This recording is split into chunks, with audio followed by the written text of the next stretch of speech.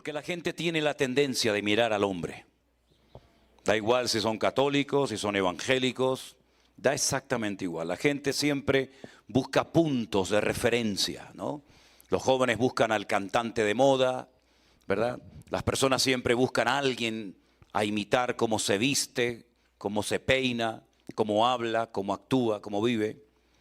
Y a veces también dentro del mundo cristiano hay creyentes que inconscientemente depositan, ponen excesiva confianza y su mirada, llámese en el pastor, llámese en el obrero o como sea. Y nosotros hemos luchado y lo haremos con uñas y dientes a lo largo de toda nuestra vida para que jamás, nunca nadie atribuya la gloria a nosotros ni piense que es porque nosotros no somos nada, hermano. Decía Santiago cuando escribía su hermosa carta que Elías, el profeta Elías, uno de los grandes varones de Dios en la historia del pueblo de Israel, era un hombre sujeto a pasiones semejantes a las nuestras. Pero Dios lo usaba, Dios lo bendecía. Y no sé si alguna vez algunos de ustedes se han preguntado por qué la Biblia no ocultó los defectos, los pecados, las carencias, las debilidades de grandes personajes bíblicos como por ejemplo Elías, que dice la Biblia que estaba un día en la cordillera, una cordillera montañosa al norte de Israel que se llama el Monte Carmelo, y en lo alto de ese monte desafió a cientos de profetas falsos, profetas que le rendían culto a Baal. Estaban financiados por la corona, por la reina Jezabel, que era la esposa del rey Acab, una pareja perversa que llevó espiritualmente al país a la ruina, a la descomposición total, moral y espiritual de la nación.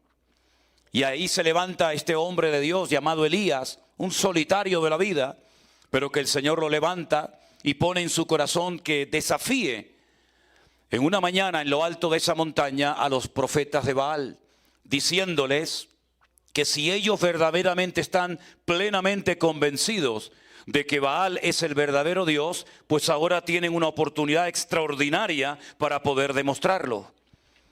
La prueba era muy fácil. Construyamos unos altares de piedra, pongamos en lo alto de ese altar un buey troceado, invoquen a su Dios y en vez de prender nosotros el fuego, que vuestro Dios lo haga. Y de esa manera quedará claramente evidenciado de que vuestro Dios es el verdadero y no el mío. Por lo tanto, ellos aceptaron el desafío, estaban sinceramente equivocados. Ellos no dijeron, no, esto es un desafío demasiado grande, vamos a quedar en evidencia, vamos a hacer el ridículo. No, no, ellos lo aceptaron porque ellos creían en lo más profundo de su corazón que su Dios, esa estatua llamada Baal, que significa Señor en hebreo, les iba a responder por fuego. Y dice que construyeron el altar, pusieron la leña, trocearon el buey, y desde la mañana hasta bien entrada la tarde gritaban frenéticamente, dice Primera de Reyes capítulo 18, invocando al nombre de su Dios, de su ídolo, creyendo sinceramente que el fuego iba a caer del cielo. Mientras tanto, Elías se reía de ellos y les decía, griten, griten más fuerte, a lo mejor vuestro Dios está dormido y hay que despertarlo. O a lo mejor está de paseo, está de vacaciones y está ocupado en otros quehaceres. Griten, griten. Dice la Biblia que llegó un momento en el que cogían lancetas, cuchillos y se cortaban la piel y comenzaba a correr la sangre, creyendo que de esa manera su Dios les iba a responder.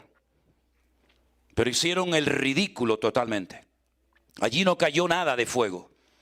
Entonces Elías dijo, bueno, ustedes ya han tenido su oportunidad, ahora me toca a mí. Él construye un altar de 12 enormes piedras. Cada piedra representaba a las 12 tribus de Israel. Coloca el buey encima, pone la leña, hace una especie de zanja o de cortafuego alrededor del altar. Dice que echen cubos de agua que corra el agua por todas partes, y entonces en una brevísima oración, que no tarda uno ni un minuto en hacerla, dice que él invocó el nombre de su Dios, y entonces Dios respondió por fuego en aquel lugar. Y quedó claramente establecido que el Dios de Elías era el Dios vivo y verdadero. Automáticamente él degolló a los 400 falsos profetas de Baal. Y ese día Israel, por lo menos en ese momento, se volvió a Dios. No fueron coherentes ni mantuvieron esa integridad y ese orden con el Señor, pero por lo menos ese día hubo un conato, hubo un inicio de un cambio, de una restauración espiritual. La reina Jezabel no cayó postrada ante el Dios de Elías. La reina Jezabel y su marido Acab no reconocieron que estaban equivocados y financiando un culto falso, sino más bien todo lo contrario. Pusieron precio a su cabeza y dijo la reina Jezabel: si no mato hoy y degollo como él ha degollado y le ha cortado la cabeza a mis sacerdotes a Elías, no iré tranquila a la cama a dormir esta noche. Le puso precio a su cabeza. Lo que 400 hombres no lograron hacer, el edicto real por parte de Jezabel, atemorizó tanto el corazón del varón de Dios que salió corriendo hasta el sur del país. Muerto de miedo se mete en una cueva que se puede visitar hoy en día en Israel. Hoy en día está tapada, está cubierta por un templo griego. Y allí le dijo al Señor: quítame la vida, no aguanto más. Me siento solo, no veo realmente el cambio en la gente que yo anhelaba y tanto te he pedido, no lo veo. Tal vez él pensaba que los reyes se iban a convertir, el esposo y la esposa, pero no pasó así. Y entonces, cansado, harto, desanimado, deprimido, le pide al Señor que le quite la vida. ¿Por qué la Biblia no ocultó esa porción? Porque la Biblia no solamente no podría relatar no solamente la gran victoria, el gran éxito que obtuvo en el Monte Carmelo. Porque el Señor también inspiró por su Espíritu Santo al autor de ese libro, para que hoy todos nosotros supiéramos que Elías se desanimó, se deprimió y no quiso seguir predicando. Porque la Biblia no oculta que Moisés pecó contra el Señor al golpear la roca cuando el Señor le había dicho que le hablara. Porque el Señor no oculta el pecado del rey David, un hombre que escribió 75, 77, tal vez más salmos de la Biblia. Un hombre que simplemente hacía tocar unas cuerdas en su arpa y los demonios salían corriendo. Un hombre que derrotó a gigantes, un hombre que mató leones, un hombre que mató osos, el dulce cantor de Israel. ¿Por qué la Biblia no ocultó su pecado con Betsabé? Porque la Biblia no ocultó que Abraham le dijo a su mujer: dile que eres mi hermana y no mi esposa. Porque la Biblia no ocultó que Pedro negó al Señor. Hizo grandes cosas, caminó por encima de las aguas, estuvo en el monte Tabor en el día de la transfiguración, viendo a Moisés y a Elías. Participó de la multiplicación de los panes y de los peces. Vio milagros, señales, maravillas. Porque la Biblia nos cuenta que negó al Señor 3 veces. Para que ninguno de nosotros en el día de hoy tengamos un concepto demasiado elevado de aquellos hombres que fueron simplemente instrumentos de barro utilizados temporalmente por la misericordia y por la gracia de nuestro Dios. Exactamente igual quiero dejar bien claro en este día a todos ustedes y a todos los que verán este culto posteriormente, que no hay ningún mérito personal, no hay nada especial, no hay nada que les tiene que motivar a ustedes a poner su mirada en nosotros. Ya muchos cristianos desde los días del confinamiento nos contaban que salieron de sus respectivas iglesias desanimados, apaleados y heridos. ¿Por qué? Porque se fiaron demasiado del hombre. Y la Biblia dice: maldito el varón que pone su mirada en el hombre. Más bienaventurado el varón que pone su confianza en el Señor. Hoy os digo en el nombre del Señor: mirad al Señor, adorad al Señor, aplaudid al Señor y no confiéis ni miráis en el hombre. Porque somos instrumentos de barro, utilizados temporalmente, no sé hasta cuándo.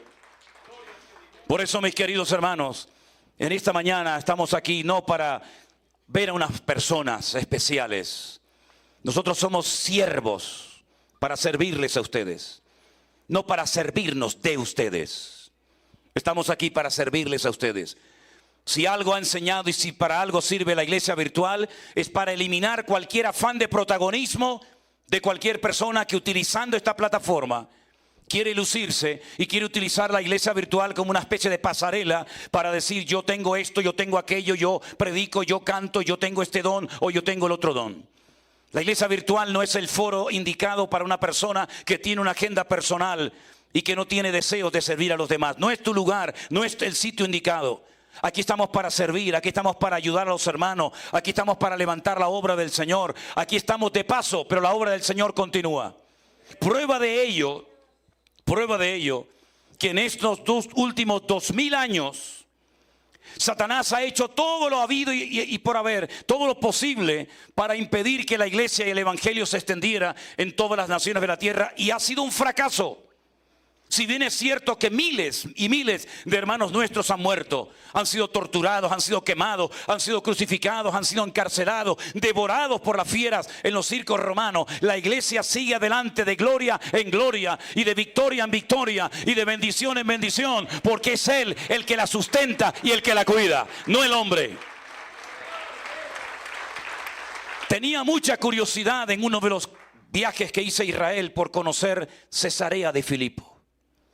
A veces cuando voy con grupos, ya este año hemos ido, gracias al Señor, en 2 ocasiones, ya nos dieron permiso para poder viajar y tenemos pendientes para el mes de octubre y noviembre otros 3 viajes. Pero en uno de los primeros viajes que hice a Israel, cuando conocía muy poco de ese país, tenía yo personalmente mucha curiosidad por visitar Cesarea de Filipo. Y les cuento por qué. Porque fue en ese lugar donde el Señor Jesucristo pronunció una frase que se convirtió en promesa, que prácticamente toda la cristiandad conoce perfectamente, y es aquella que dice que las puertas del Hades no prevalecerán contra la iglesia. Quería saber qué es eso de las puertas del Hades. Quería saber por qué allí y no en Jerusalén, no en Samaria, no en Judea, no en Capernaum, no en Belén, dijo el Señor esa frase. ¿Por qué lo llevó hasta tan lejos? Porque Cesarea de Filipo está bien al norte. De hecho, una ocasión cuando fuimos oíamos las bombas que caían en Siria en aquel momento. Y cuando llegué a Cesarea de Filipo, que ya no se llama así, sino se llama la ciudad de Banias, me di cuenta que estaban las ruinas de un templo al dios Pan, al dios del pánico, del terror, al dios de la muerte. Y era un templo que cuando entrabas por la puerta era así como una especie de, algo así parecido a esto, como una especie de tubo. La gente entraba por la puerta. Al final había un hueco en la roca del cual salía fuego, como si fuera una especie de volcán. Por eso lo llamaban las puertas del infierno o las puertas del Hades. Hay muchas puertas del infierno en el mundo. En Canarias también tenemos unas cuantas. Y el Señor Jesucristo, cuando llevó a sus discípulos allí, vieron sacrificios humanos de niños que los arrojaban al fuego para calmar la ira del dios Pan. Y vieron a jovencitas vírgenes que se sacrificaban y quemaban varias partes de su cuerpo en honor al dios Pan.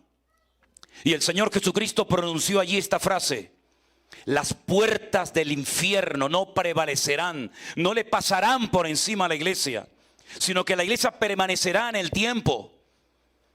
Y al poco tiempo de haber pronunciado el Señor esa frase célebre en aquel lugar, dejó de salir fuego de aquella cueva.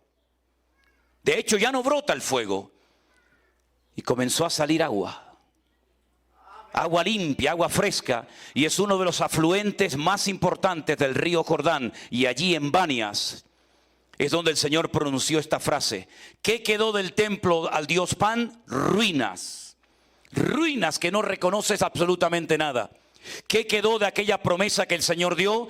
Todos y cada uno de nosotros en esta mañana, centenares, miles y miles de hermanos, lavados, comprados por la sangre de Jesucristo, gente que ha sido liberada, gente que ha sido sanada, transformada por el poder de Dios, porque las puertas del Hades no prevalecerán contra la iglesia. Fuerte ese aplauso a nuestro Dios. Ese es nuestro Dios. ¡Aleluya! ¡Aleluya! No quedó nada del templo al dios Pan, no quedó nada del imperio romano, no quedó nada del imperio griego, no quedó nada de Babilonia, no quedó nada de Egipto, sino piedras y piedra y nada más que piedra. Pero nosotros también somos piedras, pero piedras vivas que alaban, glorifican, honran el nombre de nuestro Dios. Eso es lo que ha quedado para la historia. Aleluya. Pero eso no significa, mis queridos hermanos, que la iglesia actual no necesite un cambio. Meses antes del confinamiento, tenía un dolor constante en mi corazón cuando veía, cuando escuchaba las barbaridades, las locuras, las falsas doctrinas, las modas que se predicaban y se metían en las iglesias. Y allí iba la gente como borregos, diciendo amén a cualquier cosa, siguiendo a hombres, casi adorándolos, idolatrándolos. Y cuántas veces en mi intimidad yo le decía al Señor: ¿hasta cuándo, Señor?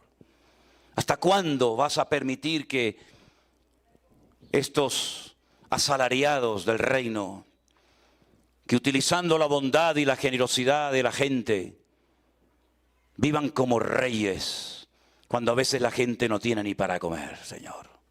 ¿Hasta cuándo vas a permitir esto en tu casa? Y llegó el confinamiento. Días antes del confinamiento habíamos empezado una serie para un grupito pequeño de hermanos en nuestra iglesia en Tenerife sobre escatología bíblica.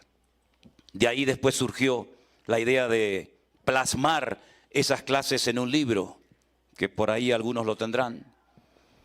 Y comenzó el confinamiento y pensábamos que sería algo de una semana, 2 semanas como mucho, pero aquello se alargaba en el tiempo. Y tuvimos que cerrar, lógicamente, como muchos, la iglesia. Y fue en aquel día cuando tuve que cerrar la iglesia oficialmente, el día 14 o 15 de marzo del año 2022, cuando me puse de rodillas al lado de mi cama y le dije al Señor: Señor, si esta obra es tuya, ahora tienes una oportunidad extraordinaria para demostrar que tú la amas y tú la vas a cuidar. Y a los pocos días, pues nosotros teníamos devocionales y preguntas y respuestas en un grupo de WhatsApp que hicimos para atender a los miembros de nuestra iglesia. Tuvimos más comunión y más contacto en esos días que antes o después del confinamiento, para ser sinceros.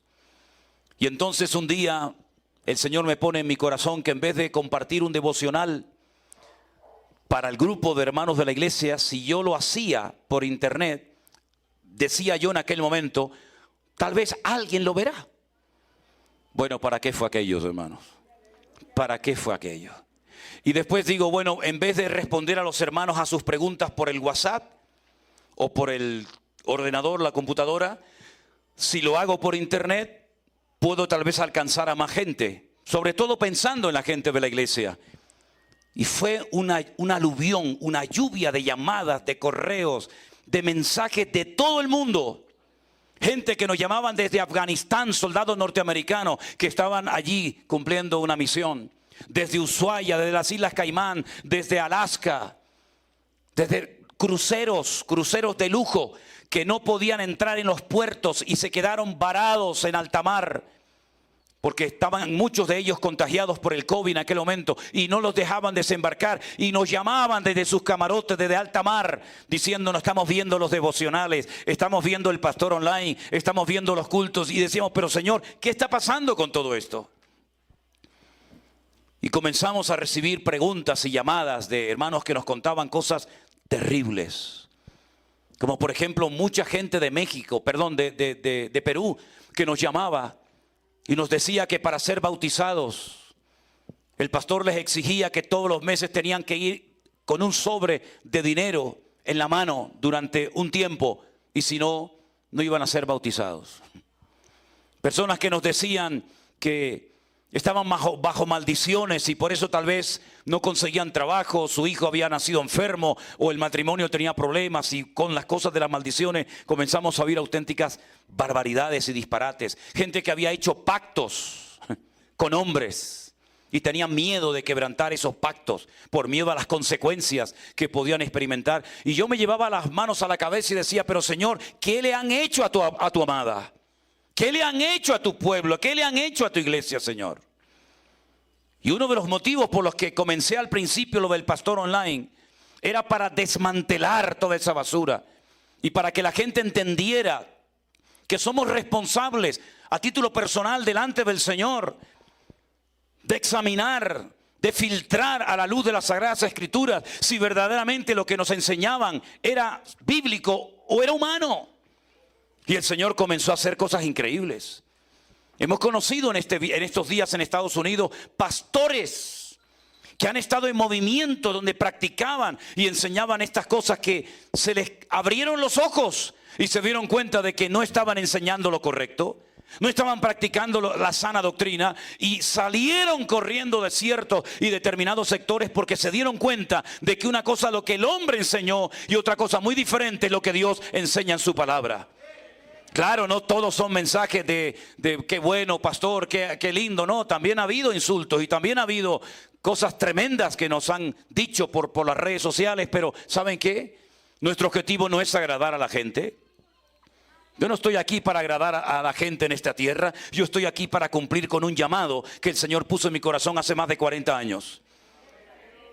Y recuerdo un pasaje donde dice la Biblia que un día el Señor Jesucristo enseñó una palabra fuerte, desafiante, y personas se sintieron aludidas, confrontadas y se fueron enfadados con el Señor. Imagínense eso.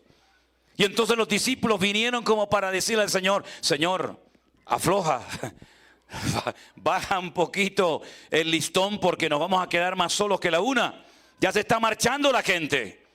Y el Señor, ¿qué les dijo?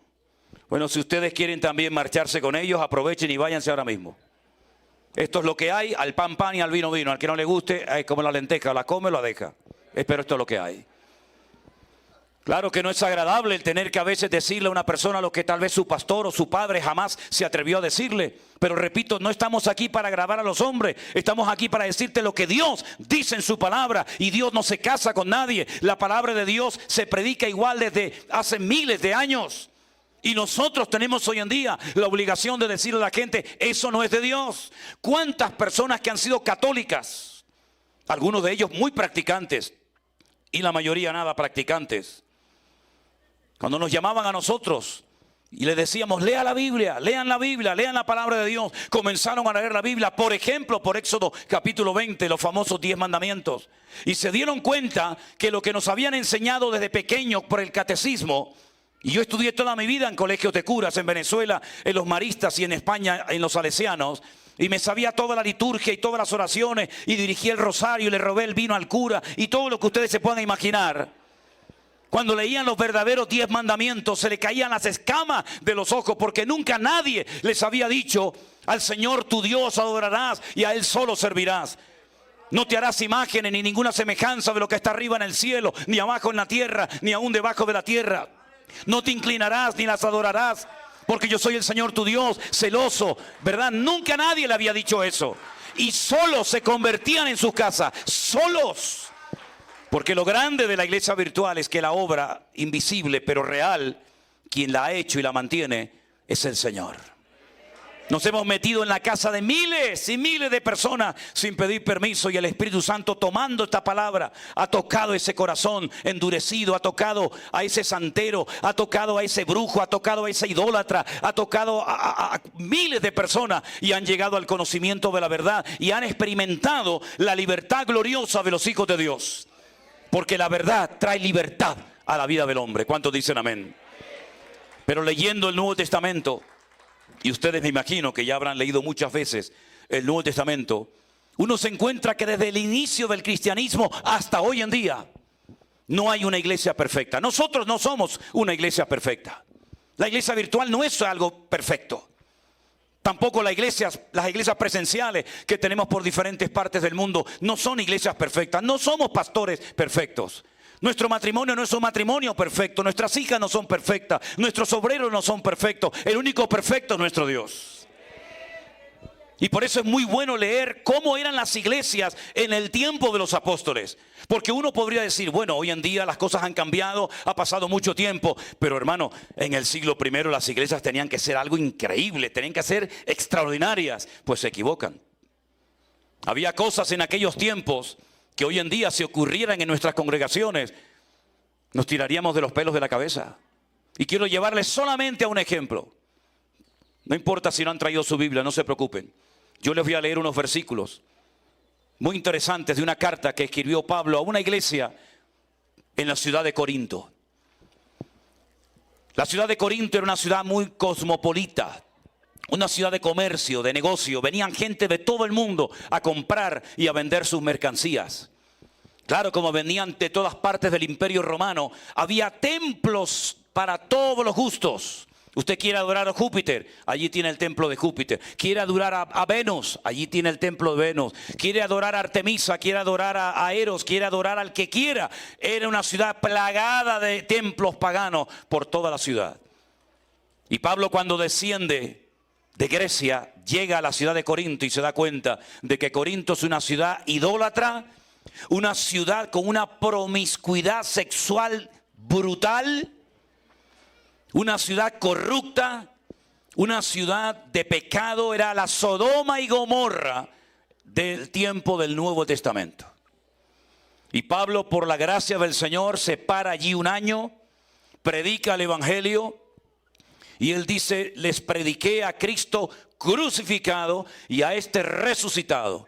Y cuando predicaba no utilizaba términos muy profundos, ¿verdad? Y muy sofisticados, para que si alguno de ustedes llega a convertirse, no diga que se convirtió por mi elocuencia o por mi sabiduría, sino por el poder de Dios, que es el que cambia las vidas.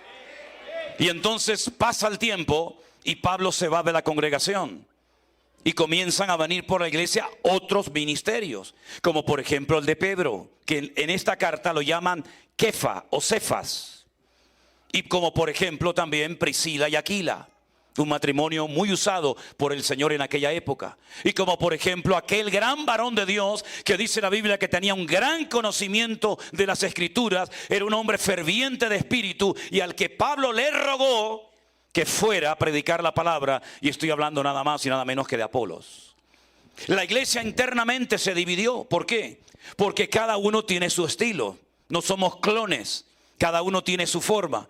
Y cuando escuchaban predicar a Apolos, la gente quedaba con la boca abierta porque decían, qué sabiduría tiene este hombre, qué conocimiento de las Escrituras. Y entonces la gente iba al culto cuando venía a predicar este varón de Dios. Pero cuando venía a predicar otro hermano o a dar una enseñanza bíblica, pues no aparecían. Y entonces la iglesia estaba internamente dividida, cosa que nunca tiene que ocurrir entre nosotros. Y le llega a través de una familia de la iglesia que se llama la familia de Cloé este informe negativo a Pablo y le dicen, la iglesia está internamente dividida. Unos dicen que son tuyos, otros dicen que son de Apolos, otros dicen que son de Cefa, otros dicen que no son de nadie sino de Cristo. Y esto es un lío. Un desorden. Y Pablo escribe una carta. Y en el capítulo 3 de la carta de Pablo a los Corintios, a partir del versículo 1, dice así la palabra del Señor. De manera que yo, hermanos, no pude hablaros como a espirituales, sino como a carnales, como a niños en Cristo. Os di a beber leche y no vianda, porque aún no erais capaces, ni sois capaces todavía. Porque aún sois carnales, pues habiendo entre vosotros contiendas y disensiones, ¿no sois carnales y andáis como los hombres? Porque diciendo el uno, yo ciertamente soy de Pablo, el otro yo soy de Apolos, ¿no sois carnales? ¿Qué es Pablo? ¿Qué es Apolos? Servidores por medio de los cuales habéis creído, y eso según lo que a cada uno concedió el Señor. Yo planté, Apolos regó, pero el crecimiento lo ha dado el Señor. Así que ni el que planta es algo, ni el que riega, sino Dios, que es el que da el crecimiento. El que planta y el que riega son una misma cosa, aunque cada uno recibirá su recompensa conforme a su labor. Nosotros somos colaboradores de Dios. Vosotros sois labranza de Dios, edificio de Dios, conforme a la gracia que me ha sido dada. Yo como perito arquitecto puse el fundamento. Otro edifica encima. Pero dice aquí pero cada uno mire cómo sobreedifica, porque nadie puede poner otro fundamento que el que está puesto, el cual es el Señor Jesucristo. Cada uno tiene que saber a lo que ha sido llamado y a lo que no ha sido llamado. Y hace años prediqué un mensaje que lo titulé: no te metas donde Dios no te ha llamado. Porque hay gente que quiere hacer de todo saben, de todo entienden. Y en la Biblia el hombre orquesta no existe. Somos un cuerpo, miembros los unos de los otros, y estamos no para competir, estamos para complementarnos y ayudarnos los unos a los otros. Y lo que yo tengo de Dios, tal vez tú no lo tienes, pero estoy convencido que lo que muchos de ustedes tienen, tal vez Dios no me lo dio a mí. Entonces nos complementamos y nos ayudamos mutuamente para la edificación del cuerpo de Cristo. No hay nadie que sobre, no nos falta nada, estamos completos en Él, pero tenemos que saber a lo que Dios nos ha llamado y a lo que Dios no nos ha llamado. Lo que tenemos en el Señor y lo que no tenemos en el Señor. Y a veces resulta más complicado para algunos creyentes descubrir lo que no tienen que lo que tienen. No tengo ni plata ni oro, no tengo. Pero tengo otra cosa que te puedo compartir y te puede ayudar y transformar tu vida. Y por eso es muy importante que le pidamos discernimiento y sabiduría al Señor. Yo le pido cada día discernimiento al Señor y sabiduría. La necesito. No es fácil estar al frente de todo esto. Atender a pastores, atender a niños, atender a tanta gente que te llama todos los días. Le pido: Señor, dame fuerzas, dame sabiduría. Porque sea lo que Dios me ha llamado y a lo que Dios no me ha llamado. Y el apóstol Pablo sabía perfectamente que la iglesia se estaba autodestruyendo. No es que vino el enemigo a destruir la iglesia. Hay a veces creyentes que ven al diablo por todas partes. Y yo lo que les pido a ustedes, queridos hermanos, crezcan y maduren y desarrollen el discernimiento espiritual para ver al Señor por todas partes. Porque yo veo al Señor hoy en este lugar, en cada uno de ustedes. Porque yo veo al Señor en la alabanza, veo al Señor en la música, veo al Señor en los niños. Lo veo por todas partes al Señor, y al enemigo no lo veo por ninguna parte. Porque este lugar es campamento para nuestro Dios. Aleluya. Pero Pablo les dice: no habéis crecido. No habéis crecido, hermanos. Son carnales. ¿Y cómo sabía Pablo que la iglesia no había madurado, que no habían crecido, que eran niños, que eran carnales? ¿Cómo lo sabía? Por el testimonio, por la conducta, por el comportamiento que estaban llevando a cabo. Porque dice la Biblia: por sus frutos los conoceréis. Hablan en lenguas. Primer capítulo de 1 Corintios dice: nada os falta en ningún don. La única iglesia del Nuevo Testamento que tenía todos los dones, todos. Pero era una iglesia de carnalidad, una iglesia dividida, una iglesia fraccionada, una iglesia donde había celos. Qué terribles son los celos, hermano. Gracias a Dios que aquí no tenemos a ninguno con ese problema.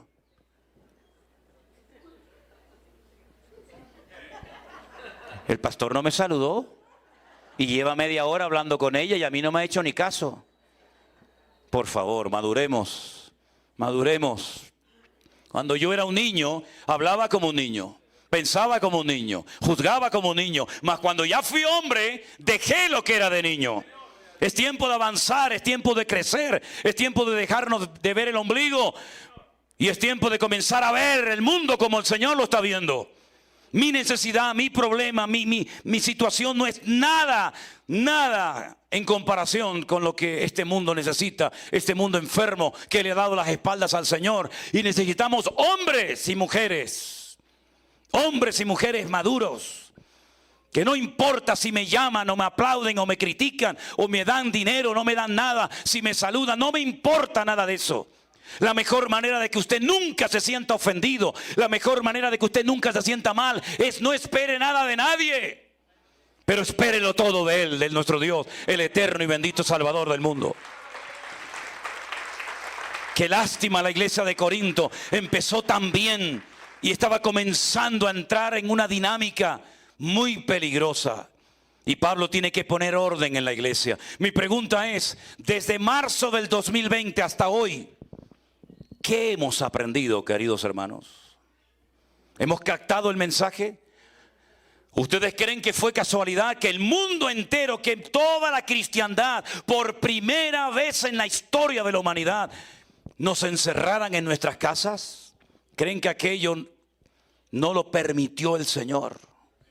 Aquellos hombres o hermanas que decían, es que no tengo tiempo para leer la Biblia, es que no tengo tiempo para orar, es que no tengo tiempo para congregarme. Dios dijo, ya verás cómo vas a tener tiempo, querido. Te va a sobrar el tiempo. ¿Y cuántas personas comenzaron a leer la Biblia después de 20 años en la iglesia? Y decían, hermano, yo he aprendido con ustedes en un año más que en toda mi vida. Digo, pues no debería de haber sido así. No debería de haber sido así. ¿Y cuántas personas, por no haber leído y escudriñado las Escrituras, se dejaban llevar como borregos? Pero en la Biblia hay un pasaje muy interesante que incluso hasta algunos han cuestionado, pero es una regla de oro. Cuando el apóstol Pablo llegó a un lugar llamado Tesalónica, la gente le oía y a todo decía amén.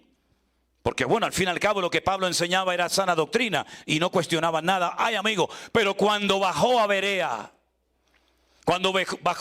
dice que estos eran más nobles. ¿Por qué? Porque cuando Pablo terminaba de compartir la palabra, dice que escudriñaban a la luz de las Sagradas Escrituras si estas cosas eran así o no eran así. En otras palabras, no se dejaban manipular, no se dejaban engañar, no se dejaban atraer ni seducir por nadie. Así tenemos que ser los cristianos del Centro Evangélico Vida Nueva. Da igual si es Manolo, Anderson, Alberto, quien sea, da igual. Primeramente vamos a ver si eso está en la Biblia. Primeramente vamos a ver si eso se puede demostrar con las Sagradas Escrituras. Y si no, da igual quien lo sea, quien lo diga. No digan amén ni aplauden a una persona que se sale de las Sagradas Escrituras. Y por eso, mis queridos hermanos, estamos tan agradecidos, porque algo que también el Señor ha puesto en la vida de muchos hermanos es un amor por las Sagradas Escrituras. Y yo me alegro muchísimo de que ustedes amen al Señor, pero que también amen la palabra del Señor. La palabra del Señor es viva y es eficaz. Y hace más que 20,000 consejos de un pastor. Pero es mucho más fácil hacer cola. Y no lo digo por ustedes, entiéndame. Es mucho más fácil ir a un lugar a hacer cola para que un hombre te diga al oído y te ponga las manos encima y te transmita no sé qué y te diga no sé qué, que meterte en tu habitación cerrada la puerta y delante del Señor quebrantar tu corazón y decirle, Señor, heme aquí, dime qué es lo que tengo que hacer con mi vida. Nos han enseñado que lo fácil, lo práctico y parece casi lo espiritual y el método es ir al hombre, a que el hombre me inyecte, a que el hombre me transmita. Saben, queridos hermanos, yo a ustedes solamente les voy a transmitir una cosa, y es el amor a Dios y el amor a la palabra. Y cualquier otra cosa que usted necesite, búsquela en el Señor, porque yo no la tengo y si la tengo no se la voy a dar. Así de claro como se lo digo. Sí, el del hombrito, ya sé. También hay gente en esta mañana que han venido invitados por amigos, por familiares, por algún hermano, algún vecino, algún conocido. Bueno, la primera vez que yo fui invitado a una iglesia evangélica, para mí estaban todos locos como cabras. No entendía nada. No entendía absolutamente nada. Venía de un contexto católico, por decir algo. Porque si ustedes hubieran nacido en Afganistán o en Irak o en Pakistán, ustedes probablemente nunca hubieran sido católicos, porque la religión no es algo que elegimos, sino algo que nos escogió a nosotros. Fueron los españoles los que vinieron a estos continentes, a estas tierras hace cientos de años y dejaron una religión que ni funcionaba en Europa y después pretendían que funcionara aquí. Y algunos se agarraron a ídolos muertos cuando España estaba en la miseria y en la ruina más absoluta, que no tenía dinero absolutamente para nada porque habían expulsado a los que tenían el dinero, que eran los judíos. Y Fernando de Aragón e Isabel de Castilla firmaron un decreto el día 12 de octubre de 1492 expulsando a los judíos de España y se llevaron muchas riquezas y muchas cosas y España se hundió en la miseria. y una religión muerta, vacía, una religión de terror, una religión que inventó algo llamado la Santa Inquisición, donde mataron a millones de personas en la hoguera, quemados y crucificados. Es lo que vinieron a traer a una tierra nueva y virgen, y lo que no funcionó allá menos funcionaría aquí. Y muchos dicen: no, soy católico. Usted no fue católico nunca en su vida. A usted lo hicieron católico prácticamente desde su cuna, porque le echaron 4 gotas de agua encima, pero usted no sabía ni lo que le estaban haciendo. Y a usted le enseñaron que cuando usted quería pedir perdón de sus pecados, tenía que postrarse delante de un hombre que a lo mejor era más pecador y peor que usted.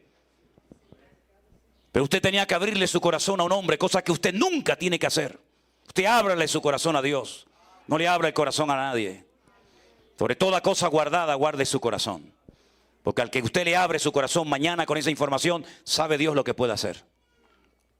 Y a usted le enseñaron que después de pedir perdón, no se obtenía el perdón instantáneamente, como dice la Biblia, sino tenía que ir a ¿qué? A hacer la penitencia. 3 Padre Nuestros, 4 Ave María, 2 Credo, Dios, ¿verdad?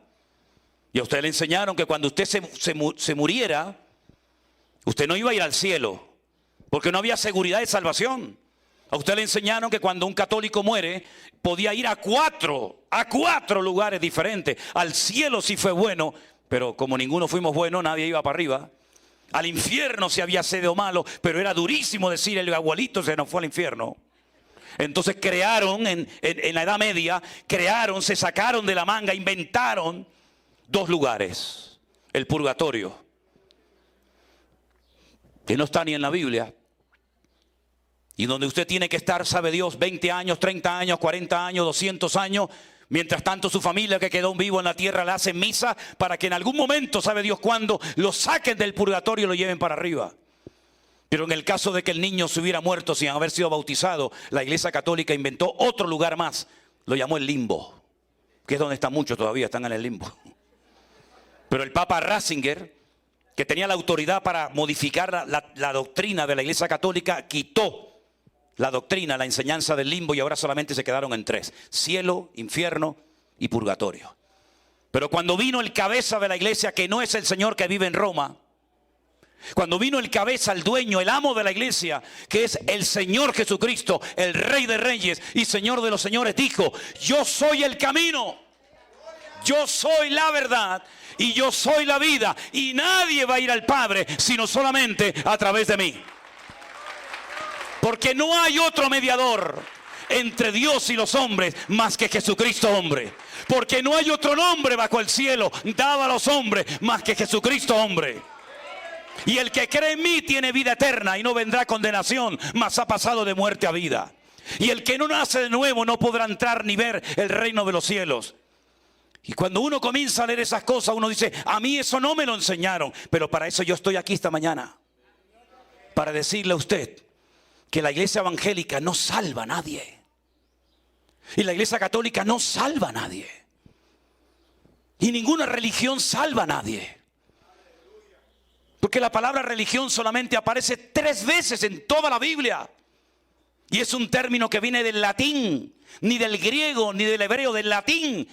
Y la conjugación es religa, reluga, relegare, atarse o volverse a atar. Jesús nunca pronunció con sus labios la palabra religión. Él no vino a traer una religión. Dice: yo he venido a darte vida y vida en abundancia. Él vino a sacarnos de la oscuridad, de las tinieblas, de la ignorancia. Y podríamos hablar horas de las cosas que nos enseñaron, que cuando uno las comprueba a la luz de las Sagradas Escrituras y con la historia secular, pues uno dice: son contradicciones y contradicciones. Le voy a poner solamente 2. En Santiago de Compostela, una ciudad que está en Galicia, al noroeste de España, hay una inmensa catedral levantada al apóstol Santiago. Y la gente hace colas, horas y horas. Y algunos caminan meses haciendo todo el recorrido del famoso Camino de Santiago, que es lo contrario a lo que hacían los musulmanes de oeste a este a la mezquita, sino es de este a oeste, porque se les decía que el que recorría como mínimo 100 kilómetros para ir a ver al apóstol Santiago y darle un abrazo a la estatua, automáticamente sus pecados eran perdonados. Y cada 5 años se daba una bendición que se llama en latín urbi et orbi, que es el pecado instantáneo de toda la gente que estuviera allí en aquel momento. Y la pregunta es, ¿cómo llegó este caballero, este apóstol Santiago a España?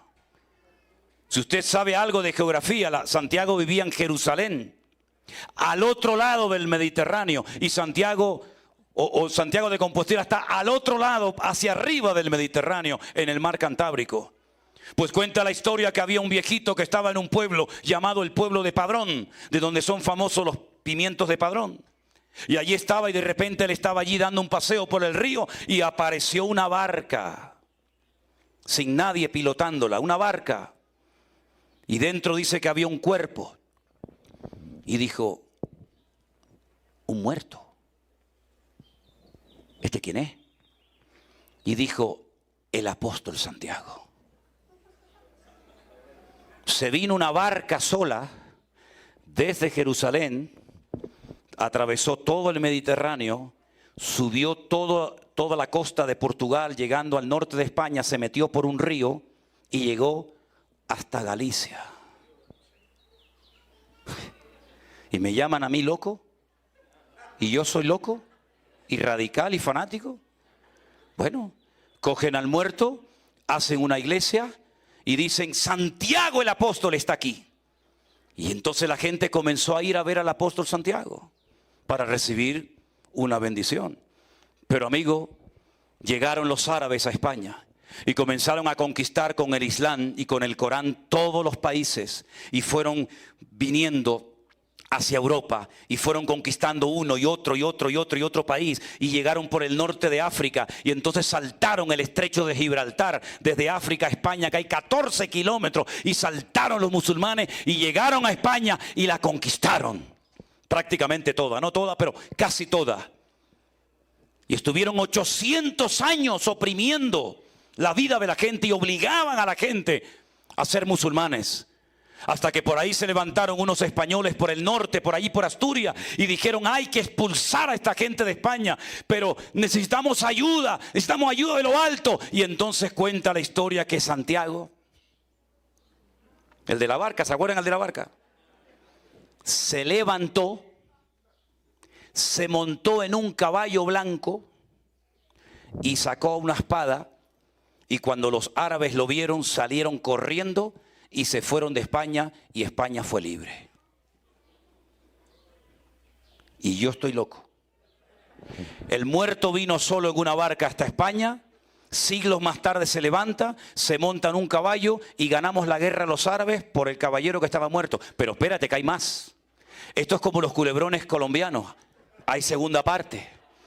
Me voy un año a Jerusalén, y cuando usted entra a la Jerusalén antigua, no a la moderna, sino a la Jerusalén antigua, la que está rodeada por unas murallas preciosas, resulta que cuando usted entra se encuentra la ciudad dividida en 4, los 4 barrios: el barrio judío, el barrio árabe, el barrio cristiano y el barrio armenio. Los armenios son un pueblo que se convirtieron por Bartolomé. Fue el apóstol Bartolomé allí a Armenia, se convirtieron y siempre fueron cristianos. Resulta que vamos al barrio armenio y pasamos por la puerta de una iglesia enorme con un montón de gente en la puerta haciendo cola, y pregunto, ¿por qué hay tanta gente que viene aquí a este santuario a estar aquí? Y me dijeron, vienen a adorar a Santiago. Y yo dije como buen español, tranquilo, que Santiago lo tenemos nosotros allá. Y me dijeron, no.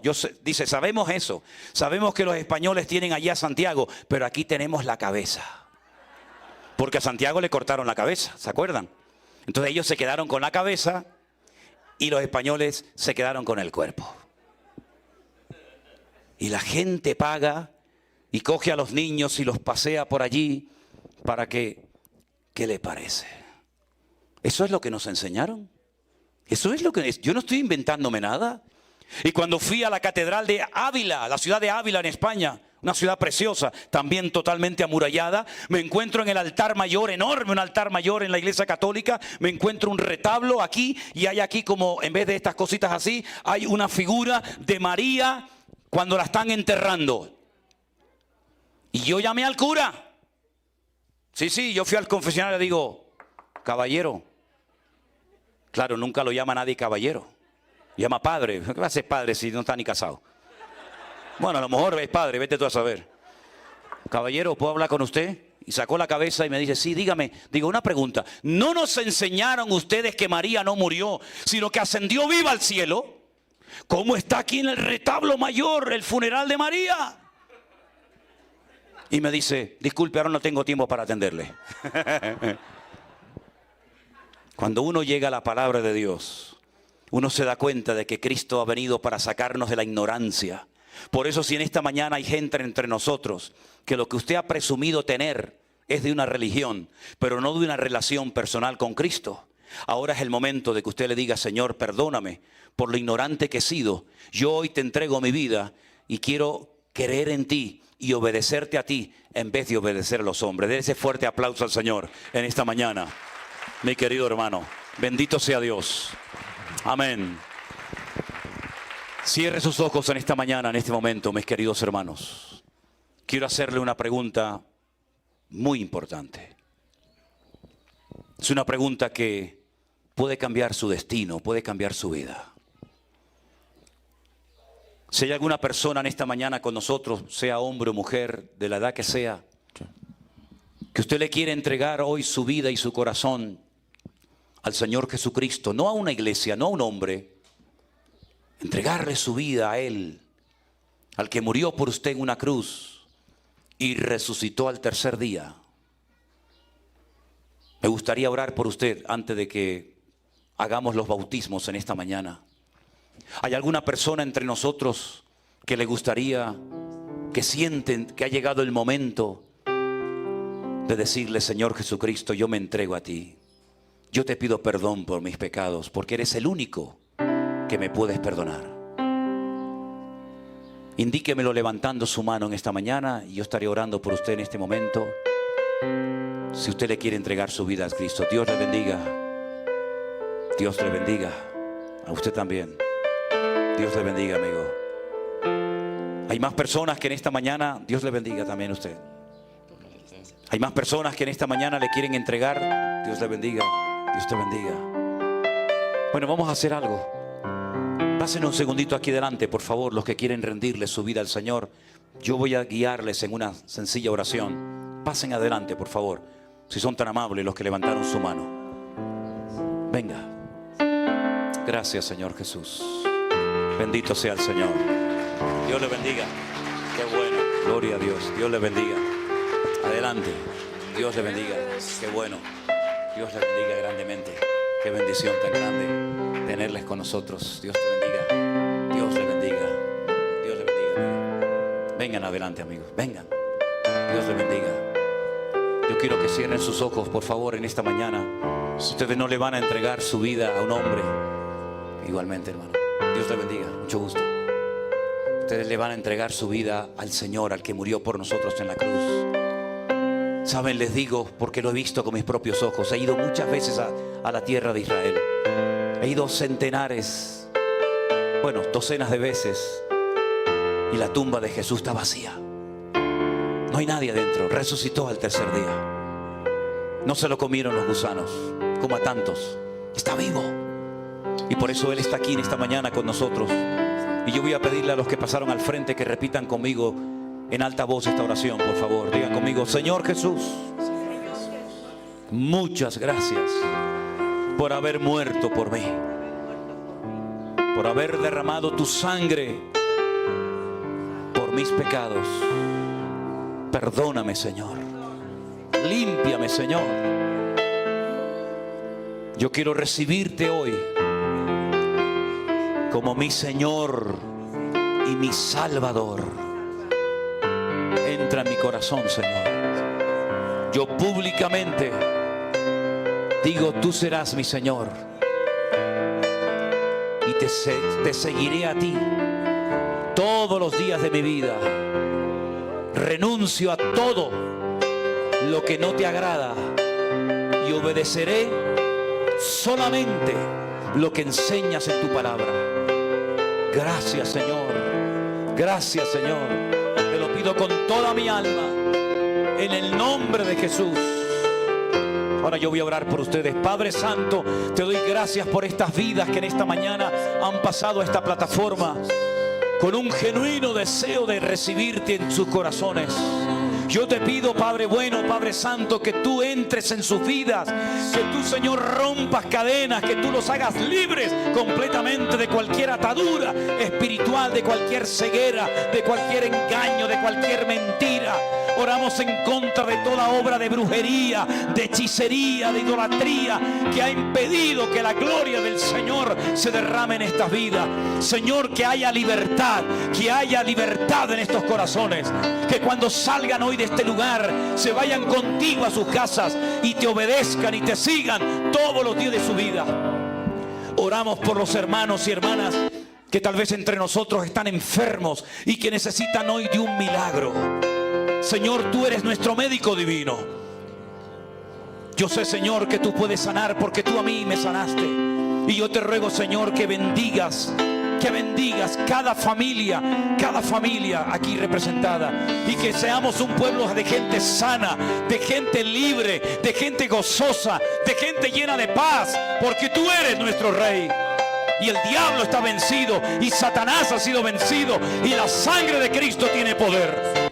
Señor, gracias por tu presencia en este lugar, en esta mañana. Recibe hoy toda la gloria y toda la honra, mi amado Señor. Levante sus manos al cielo y dígale: Señor, gracias, porque tú estás aquí. Este alimento, mi querido hermano, es el que su alma y su espíritu necesitan para que usted pueda ir de gloria en gloria y de victoria en victoria y de bendición en bendición. Léala, escudriñela, estúdiela cada día, y usted será un hombre firme, bien parado, bien cimentado en la roca que es nuestro Señor Jesucristo. Cuando vengan los problemas de la vida, que vendrán, cuando vengan las dificultades, que vendrán, seamos o no creyentes, dice la Biblia que el hombre que edificó su casa sobre la roca permaneció frente a la tormenta, permaneció frente al huracán y no se cayó. Por el contrario, el hombre que edificó su casa sobre la arena, ¿qué le pasó? Se desmoronó, se vino abajo y fue grande su ruina. Cuánta gente vemos que se destruyen, cuánta juventud que se matan, cuánta gente destruida. ¿Por qué? Porque están edificando ¿sobre qué? Sobre nada, sobre arenas movedizas. Pero cuando fallan, no sirven de nada. No sirve de nada muchas veces ni el dinero, ni la belleza, ni las casas, ni el coche, ni los títulos, ni nada. Conozco a gente muy, muy rica que están amargados.